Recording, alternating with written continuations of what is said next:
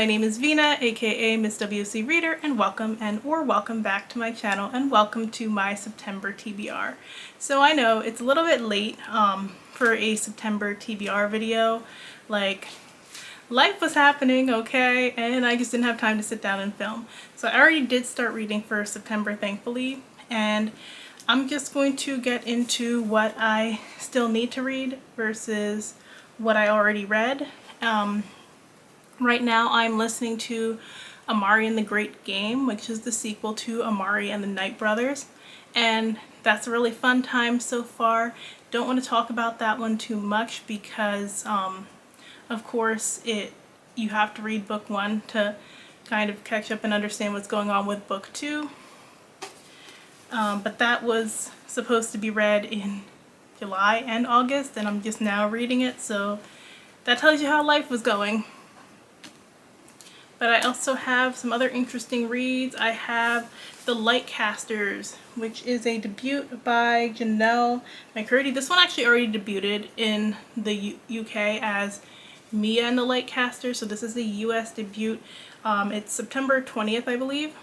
And this one I've talked about in previous videos. It says 12-year-old Mia McKenna has grown up in the dark.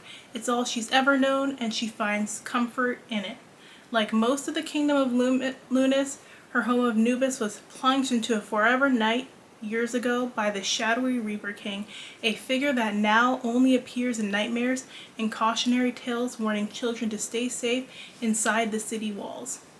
But all that changes when a mysterious cult storms Nubis, capturing everyone with the ability to protect it, including Mia's parents, the rest of the Umbra Tamers, and their powerful creatures made of shadow and starlight. Now Mia and her brother Lucas are Nubis' only hope of survival, and Mia must learn to harness her Umbra taming abilities to stand any chance of saving her city and rescuing her parents. If she can't, she'll lose her soul and her family to the darkness forever. This sounds like it's going to be a good time. And I know the author is a gamer, so I'm really interested to see how that kind of plays a role in this too.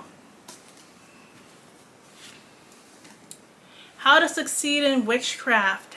This is another debut. This is a debut YA by Islan Brophy, and it is a contemporary fantasy. Heard it definitely leans more contemporary than fantasy, even though there is like a magic school dynamic that it plays a role in it. And I did read the first chapter as a preview, so I kind of have an idea about the characters in this world. Magic just seems to be like an everyday occurrence for them, so it'll be interesting to see how the magic system plays out through this one. And this one says, Shay Johnson has all the makings of a successful witch. As a junior at T.K. Anderson Magical Magnet School, she's determined to win the Brockton Scholarship, her ticket into the university of her dreams. Her competition, Anna freaking Alvarez. The key to victory, impressing Mr. B, drama teacher and head of the scholarship committee. When Mr. B asks Shay to star in this year's aggressively inclusive musical, she warily agrees, even though she'll have to put up with Anna playing the other lead. But in rehearsal, Shay realizes Anna is not the despicable witch she thought. Perhaps she could be a friend, or more. And Shay could use someone in her corner once she becomes the target of Mr. B's unwanted attention. When Shay learns she's not the first witch to experience his inappropriate behavior, she must decide if she'll come forward, but can she speak out when her future's on the line? Yeah, so it sounds like it's going to be getting into some grooming stuff, some inappropriate teacher stuff going on, so read with caution. And then House of Hunger. I'm so glad I got this arc at the last minute. A young woman is drawn into the upper echelons of a society where blood is power in this dark and enthralling gothic novel from the author of The Year of the Witching. I love The Year of the Witching, so definitely looking forward to this one, and this is supposed to be a lot darker than The Year of the Witching and more adult. Marion Shaw has been raised in the slums, where want and deprivation are all she knows. Despite longing to leave the city and its miseries, she has no real hope of escape until the day she spots a peculiar listing in the newspaper seeking a blood maid.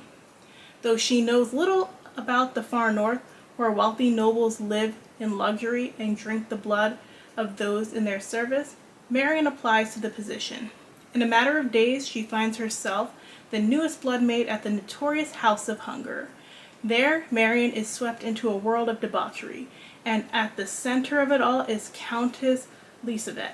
The Countess, who presides over this hedonistic court, is loved and feared in equal measure. She takes a special interest in Marion. Lisbeth is magnetic, and Marion is eager to please her new mistress. But when she discovers that the ancient walls of the House of Hunger hide even older secrets, Marion is thrust into a vicious game of cat and mouse. She'll need to learn the rules of her new home and fast, or its halls will soon become her grave. So definitely looking forward to like this creepy gothic adult horror novel, and it's shorter too. This arc is like